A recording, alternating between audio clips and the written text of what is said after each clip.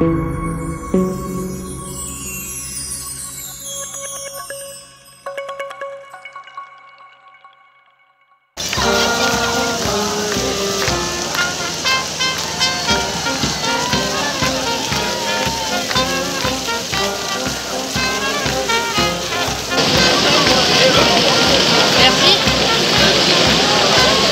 là alors, qu'est-ce que vous fêtez? Eh ben, c'est le pot de départ. C'est la quille. Ouais. La quille de Bayrou et le début du procès de Macron. Voilà. Allez, à la bonne vote, à la hein. voûte les enculés.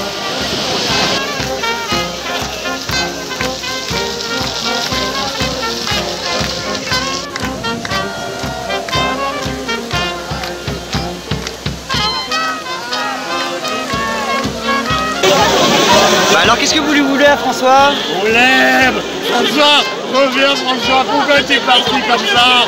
Mais François, t'étais quelqu'un, c'est vrai, quand il parlait, quand François parlait, oh là là! Et il est dingue! Non, je sais pas. Comment? J'ai peut-être su, à un moment donné, j'ai oublié. D'accord, c'est les gens comme ça qui m'en font.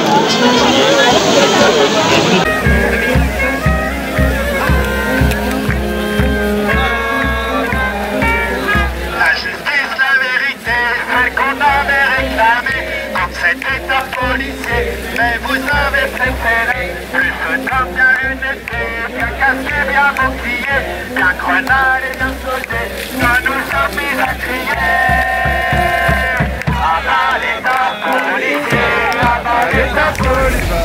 Nicolas, gilet jaune de la première heure.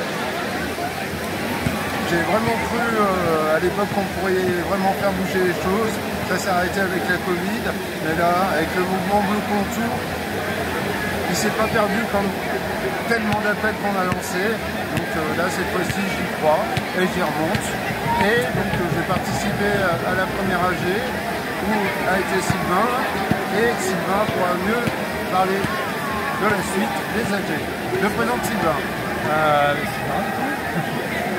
Moi, je suis là parce que je pense que c'est un peu la fenêtre qu'on a contre la montée du fascisme, contre les désastres qui nous attendent. Et ça fait plaisir de rajouter un peu de solidarité dans tout ça. Et que c'est par la rue que ça se passera et que les gens se et qu'on y arrivera.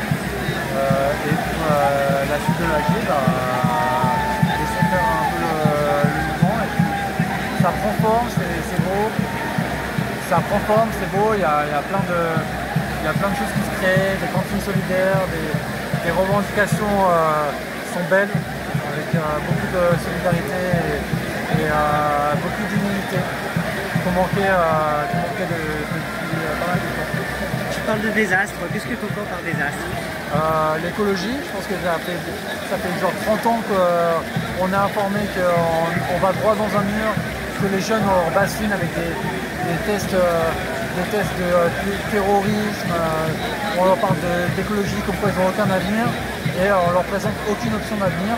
Et en fait, pour moi la seule solution c'est que le peuple décide de lui-même pour ses intérêts et non dans l'intérêt des ultra riches qui eux exploitent toute richesse et toute ressource qui irait dans leur sens. Ouais, parce que toujours avec une vision du court-termisme, d'accumuler les richesses, de tout ça, on continue, on fonce droit dans le mur, effectivement, on est au courant de tout ce qui nous attend. Et là, avec ce qui se passe là en France, on espère que ça va pouvoir faire boule de neige. Il y a beaucoup d'autres pays qui attendent de voir comment ça se passe, parce qu'on a cru à l'époque qu'on pourrait le détrôner, mais là pour moi le plus important c'est cette fois-ci il faut dégager Macron, parce qu'il va faire comme à chaque fois, un nouveau gouvernement, on prend les mêmes, enfin on dégage et on reprend les mêmes et on recommence. Donc cette fois-ci, si cet appel il tombe à l'eau, je ne sais pas si on aura d'autres occasions, mais est-ce que ça, on peut entraîner un mouvement mondial qui, avec la guerre, la pollution et tous les trucs qui se passent en ce moment, tout ça pour des questions d'argent. Et ben je crois que là on a une occasion et c'est la dernière. Mais si on ne vire pas Macron et tous ceux qui représentent, et si on ne les met pas par terre avec un joli coup économique, une jolie crise économique en bloquant tout, et ben je crois que ce sera la dernière. Voilà. Est-ce que tu peux nous parler un peu de vos idéaux, enfin, votre idéal démocratique à vous? Comment est-ce que vous envisagez un monde qui soit différent? Alors déjà pour rebondir sur Macron, la décision de Macron, pour moi il faut forcément qu'elle aille avec une représentation du peuple et pour ça une représentation aléatoire, représentative de notre population, c'est essentiel. J'imagine, en fait, on travaille la moitié de notre temps pour enrichir des actionnaires, des gens qui ne touchent rien à part des chiffres sur des tableaux Excel pour imaginer la chose. Il faut, déjà rien qu'en mettant le peuple dans son idéal de vie, on arrive tout de suite à des idées beaucoup plus solidaires. Et je pense que une présentation aléatoire de la population, une réflexion réelle et non parasitée par des lobbying, des intérêts économiques, tout de suite on arrive à des conclusions qui sont à l'opposé de ce qui se fait aujourd'hui. Et l'état de notre démocratie aujourd'hui en France, qu'est-ce que vous en pensez sous l'ère Macron? 3 ministres sur 5 engagés dans des affaires judiciaires. On est en train de se dire qu'aujourd'hui un mec qui tape ça, qui fout juste une baffe à sa femme, ça vaut mieux que quelqu'un qui abuse de son pouvoir pour en violer. C'est terrible. Et je pense que on arrive à un niveau au bord du totalitarisme dans les lois qui sortent. Et on donne toutes les clés pour prier vers un État qui va plus loin.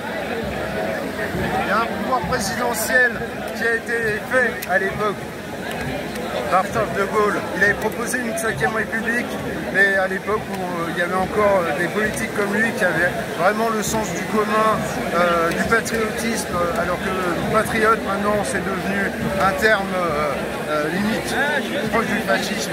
Mais non, un pouvoir présidentiel dans des mains qui sont aussi corrompues, ça devient dangereux.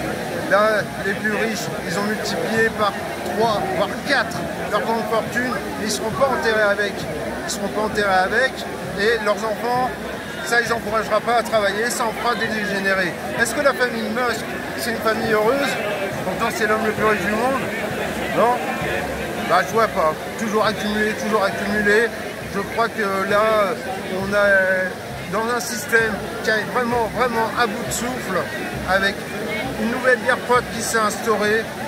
Donc à ce niveau-là, la démocratie en France, on a un président, dès qu'il n'est pas d'accord, 49-3, il n'y a jamais de président qui a pu bafouer les principes de la démocratie. Jamais un président qui a été aussi entraîné, aussi manipulé par des riches que voilà, on ne peut pas arriver là-bas. Le néolibéralisme, ça ne peut pas marcher. Le capitalisme, on voit d'où c'en est. Le communisme, on voit bien que ça ne marche plus. Il faut se réinventer, et se réinventer à partir du peuple. Et le peuple, comme on proposait à l'époque des Gilets jaunes, le RIC, le référendum d'initiative citoyenne, c'est-à-dire qu'on est une démocratie où il y a un pouvoir exécutif, un pouvoir législatif, et après que tout ça soit approuvé par paquet de lois, par référendum, initiative citoyenne, par le peuple, pour qu'on retrouve vraiment une démocratie où tout le monde participe. Tout le monde participe et que ça ne soit pas une fois tous les 5 ans, on nous laisse un soupçon de bah, il y a de la démocratie, vous pouvez élire, mais non, il y a 90% des médias qui sont contrôlés par 9 milliardaires. C'est tous ceux qui nous disent ouais, bah, on a besoin des riches, sans les riches on ne peut plus vivre. Et bah non, non, non, on voit bien ce que ça donne, accumuler, accumuler, accumuler, ça finit toujours de toute façon 211 milliards qu'il est offert aux riches, Maintenant, il veut nous sucrer tous les avantages sociaux qu'on a. Il veut nous instaurer une politique d'austérité, 40 milliards qui manquent, mais 211 milliards aux riches. Voilà, comment est-ce qu'on peut avoir une démocratie si elle est contrôlée par des grands intérêts, au désintérêt de tous? Je vais vous embêter avec cette question, mais est-ce que vous n'avez pas peur que le mouvement Bloquons Tous soit récupéré par l'extrême droite, justement? Je pense que des personnes d'extrême droite peuvent se retrouver dans des valeurs qui sont le bafouement des droits sociaux, mais que dans la rue, finalement, l'ennemi en commun, j'espère que les personnes réaliseront que l'ennemi en commun, il est au-dessus et il n'est pas en dessous, quoi. Et aujourd'hui, la technique est de dire, regardez les classes pauvres qui détournent 4 milliards d'aides publiques, lorsque c'est ceux qui prennent du doigt se font 150 milliards d'évasion fiscale, soit démasqués de ces supercheries. Et encore une fois, c'est une technique de dissuasion, de diversion vers des classes les plus pauvres, alors que le problème il vient d'en haut et il vient des quelques milliardaires qui nous gouvernent en fait. On est dans une dictature bourgeoise et il faut aujourd'hui en prendre conscience. Pour les gens, parce que je pense que les jeunes aujourd'hui ne savent plus ce que c'est que la bourgeoisie, ce que vous leur expliquer ce que c'est que cette classe. Pour moi, quelqu'un de bourgeois, c'est une personne riche, mais il ne suffit pas d'être riche, c'est quelque chose qui va se transmettre de famille en famille. Une personne qui gagne au loto n'est pas un bourgeois. Une personne qui organise, comme ils appellent, des rallyes pour rencontrer des bourgeois entre eux, pour que absolument la richesse familiale acquise par l'esclavage, acquise par le colonialisme, acquise par la collaboration, ne se transmette pas vers une famille pauvre et reste entre personnes riches et ainsi perpétuer le cycle vicieux de cette gouvernance. Oui, il parlait des rallyes, c'est typiquement ça. Moi, ma tante qui faisait plutôt partie de la bourgeoisie, elle m'a expliqué les rallyes. Elle venait de la famille bourgeoise, elle trouvait ça normal, alors que pour moi, c'est de l'eugénisme. C'est de l'eugénisme.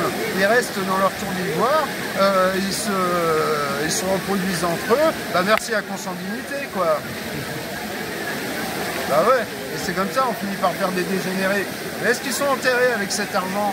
Est-ce qu'il n'y a pas un milliardaire un jour qui se dit bah, je vais être le champion du peuple et je vais mettre mon argent au service des autres et pour devenir un héros? Bah non, c'est parce que c'est un vase clos. Et là, une boucle sans fin qui se multiplie à travers des grandes familles, des grands intérêts, et bah, on ne pourra jamais, si la démocratie... Enfin, la démocratie c'est un bien grand mot, mais voilà, si elle devient de plus en plus avec le néolibéralisme au service, le gouvernement se met au service de ces gens-là, et ben là on va directement de plus en plus vers la catastrophe. Et bon, est-ce qu'il reste encore une petite chance de sauver notre société, la planète? La société, je ne pense pas, mais la planète, oui, mais il faudra que ça soit mondial. Et peut-être qu'une nouvelle fois, ça partira de France. Vous voulez mettre un petit mot pour la fin? Remettons l'amour au centre de nos intérêts. Oui. Et ben moi, je dis tout simplement, Français, ne vous satisfaisez pas d'une démission de Bayrou. Non, c'est la destitution de Macron.